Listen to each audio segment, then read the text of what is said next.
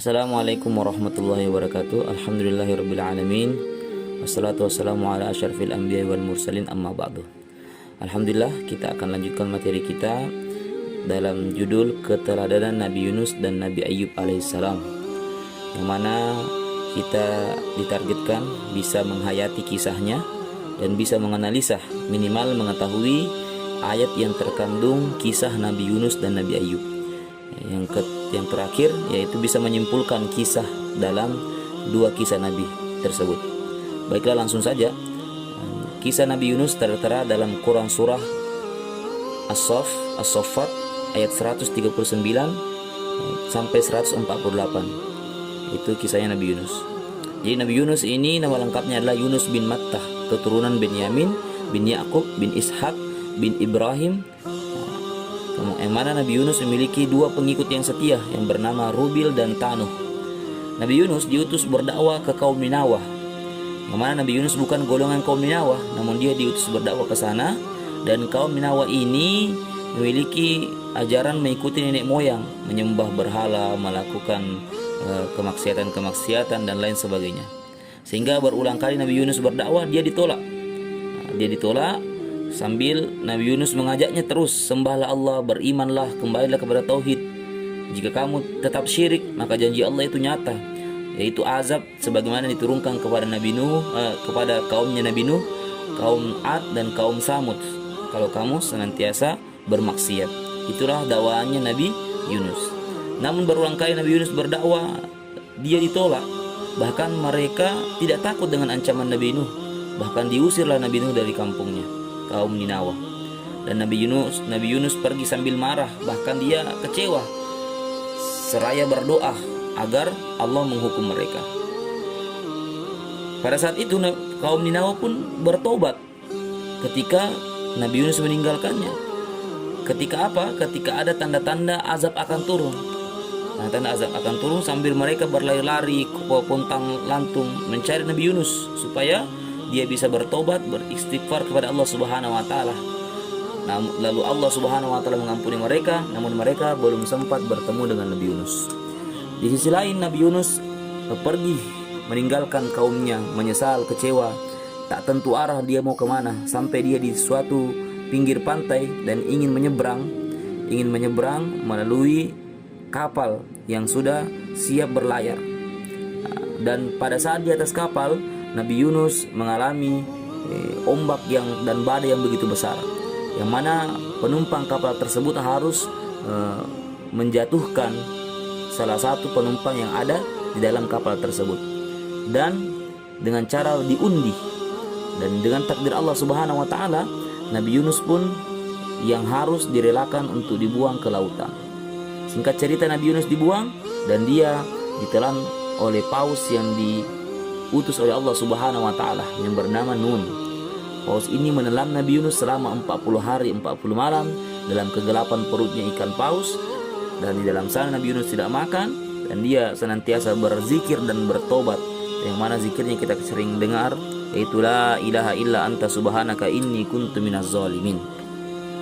Dan setelah itu 40 hari 40 malam dalam perut ikan, Nabi Yunus pun dihempaskan ke tepian yang tandus, yang mana di tepi tersebut Allah Subhanahu wa taala menumbuhkan satu pohon yang sejenis labu untuk dijadikan sebagai obat, karena Nabi Yunus tidak pernah makan, kurus dan sakit.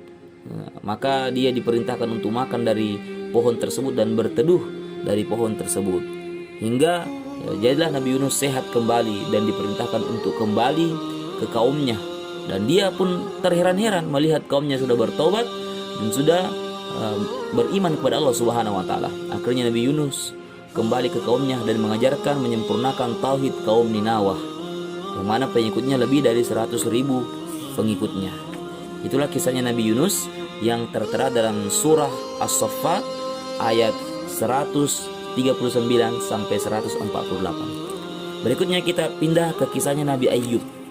Kisah Nabi Ayyub banyak tertera dalam Al-Quran, salah satunya doanya Nabi Ayyub dalam surah Al-Anbiya ayat 83 dan Quran surah As-Sad ayat 41. Baiklah, Nabi Ayyub kita lanjutkan. Nabi Ayub ini adalah putra Is bin Ishak bin Ibrahim. Keturunannya juga Nabi Ibrahim, yang mana Nabi Ayub ini orang yang kaya raya, istrinya banyak, anaknya banyak, rajin beribadah, taat, punya peternakan, punya ladang sawah yang banyak, yang melimpah ruah. Bukan hanya itu, dia gemar membantu fakir miskin, gemar bersedekah, sampai malaikat terkagum-kagum dengan wataknya Nabi Ayub alaihissalam. Mendengar itu, iblis tidak senang dengan Nabi Ayub dan ingin menjerumuskan Nabi Ayub ke dalam kesengsaraan. Iblis menggoda Nabi Ayub walaupun senantiasa terus gagal, karena Nabi Ayub memiliki iman yang kokoh, yang kuat. Sehingga iblis laknatullah alaih minta izin kepada Allah Subhanahu wa taala. Yang mana Nabi Ayub orang yang begitu taat dan tidak mau kehilangan barang-barangnya. Itulah kata iblis. Nabi Ayub ini katanya dia taat dan dia beribadah hanya karena tidak mau kehilangan semua anugerah yang Engkau berikan kepadanya, kata iblis kepada Allah Subhanahu wa taala. Seandainya ditimpa musibah ini Nabi Ayub, maka belum tentu dia taat sebagaimana sekarang yang dia lihat. Maka Allah Subhanahu wa taala menjawab perizinannya iblis, Nabi Ayub adalah hambaku yang mukmin sejati. Dan iblis pun diberikan izin untuk menggoda Nabi Ayub dengan cara mencerai-beraikan harta, ternak, dan anak istrinya. Singkat cerita, yang mula-mula digoda dengan kehilangan ternaknya, semua ternaknya mati. Dan setelah itu dia pun Nabi Ayub pun tidak tergoyahkan imannya. Setelah itu lumbung padinya pun terbakar, hangus terbakar, hilang semua tanamannya, padinya. Namun Nabi Ayub tetap istiqomah. Setelah itu seluruh anaknya dikumpulkan, kemudian ditimpalah dalam satu bangunan yang besar dan mati semua anaknya. Tidak sampai di situ, Nabi Ayub tetap saja istiqomah dan selalu berprasangka baik kepada Allah. Ini semua milik Allah, akan kembali kepada Allah Subhanahu wa taala. Dan yang paling terakhir, Nabi Ayub diberikan cobaan, yaitu berupa penyakit kulit, yang mana membuat tetangganya dan seorang satu kampungnya jijik melihat Nabi Ayub, tidak mau mendekati. Bahkan semua istrinya meninggalkannya, dan bahkan Nabi Ayub diusir dari kampungnya. Diusir dari kampungnya, yang tinggal istiqomah dengan Nabi Ayub, yang senantiasa setia menemani Nabi Ayub, tinggal satu istrinya saja, yaitu yang bernama Rahmah. 7 tahun di pengasingan, dia ditolak di setiap kampung. Dia tinggal di suatu tempat yang tidak ada orang-orang tinggal di sana. Karena Nabi Ayub sakit, maka istrinya lah yang senantiasa setia melayani Nabi Ayub. Yang mana istrinya bekerja di suatu pabrik roti. Namun lama kemudian, setelah diketahui bahwa istrinya ini Rahmah adalah seorang istri Nabi Ayub, maka dia pun diusir juga dari tempat kerjanya, karena dia ditahu bahwa suaminya orang yang berpenyakit. Setelah itu istri Nabi Ayub pun minta tolong agar diberikan roti untuk sebagai bekal selama dia tinggal di pengasingan tersebut. Namun tuannya ini, yang pemilik pabrik roti ini, tidak mau memberikannya.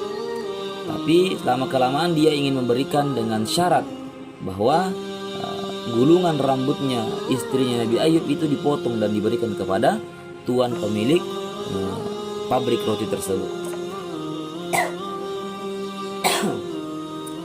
Maka di sisi lain, bagian tersebut, rambut tersebut adalah sesuatu yang sangat disenangi oleh Nabi Ayub. Tanpa seizin Nabi Ayub, akhirnya istri Nabi Ayub Rahmah menggunting rambutnya dan memberikan kepada tuannya supaya diganti dengan roti agar dia bisa bertahan hidup. Kembalinya di rumah, maka Nabi Ayub pun marah karena Rahmah tidak minta izin. Akhirnya Rahmah pamit untuk mencari kerja dan dia ingin meninggalkan Nabi Ayub supaya Rahmah bisa mendapatkan pekerjaan yang layak untuk bisa kembali lagi dan bisa merawat Nabi Ayub. Sempat Nabi Ayub melarangnya. Nabi Ayub melarang Rahmah untuk pergi meninggalkannya, sambil berkata, seandainya engkau berkeluh kesah karena bujukan setan, sungguh nanti aku berjanji aku akan memukulmu 100 kali ketika nanti aku sehat sembuh seperti sedia kala. Maka pergilah istrinya Rahmah meninggalkan Nabi Ayub. Dan Nabi Ayub pun ditinggal sendiri tanpa seorang yang menemani.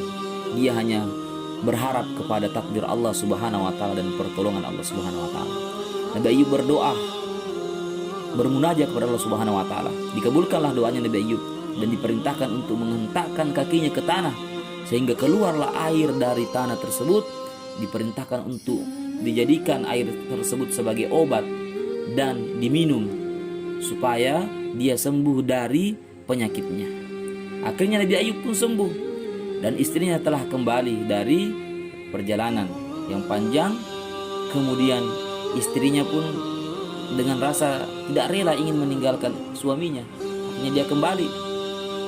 Tak kalah melihat Nabi Ayub yang sudah sembuh, dia terheran-heran sampai tidak mengenal apakah ini suami saya, karena dia sudah berubah, lebih bersih, lebih tampan lagi, bahkan lebih daripada sebelumnya. Akhirnya Nabi Ayub pun sangat gembira ketika kembalinya istrinya Rahmah. Dan pada saat itu, walaupun dia gembira, dia harus menunaikan janjinya, yaitu ketika dia sembuh nanti dia akan memukul istrinya atau mencambuk istrinya sebanyak 100 kali. Dan dia bimbang karena dia masih senang sekali. Dia malah ibah kepada istrinya yang mana 7 tahun lamanya dia bersama-sama dalam penderitaan. Dan pada saat ini dia harus mencambuk istrinya dengan alasan dia telah berjanji. Maka Allah Subhanahu wa taala berfirman kepada Nabi Ayub, ambillah 100 biji lidi, 100 lembar lidi, dan pukulkanlah kepada istrimu dengan 1 kali pukulan yang lemah lembut. Dengan itu maka tertebuslah sumpahmu, wahai Ayub. Maka Nabi Ayub pun melaksanakan sumpahnya dengan mengumpulkan 100 lembar lidi dan memukulkannya dengan lemah lembut ke istrinya. Berkat kesabaran dan keteguhan Nabi Ayub, akhirnya Allah Subhanahu wa taala mengembalikan semua yang telah musnah dari Nabi Ayub, mulai daripada hartanya, ternaknya, bahkan dengan istrinya Rahmah. Nabi Ayub memiliki anak yang bernama Bashar, yang di kemudian hari menjadi nabi yang dikenal sekarang dengan Nabi Zulkifli. Itulah kisah singkat keteladanan Nabi Ayub dan Nabi Yunus alaihissalam. Mudah-mudahan kita bisa mengambil ibrah dan mengambil pelajaran, terutamanya bisa mengenal ayat yang terkandung di dalam kisah tersebut. Yang pertama terdapat dalam surah As-Saffat, yang kedua terdapat dalam surah As-Sad. Ya, jadi mudah-mudahan kita bisa mengambil hikmah dalam cerita ini. Demikianlah, wassalamualaikum warahmatullahi wabarakatuh.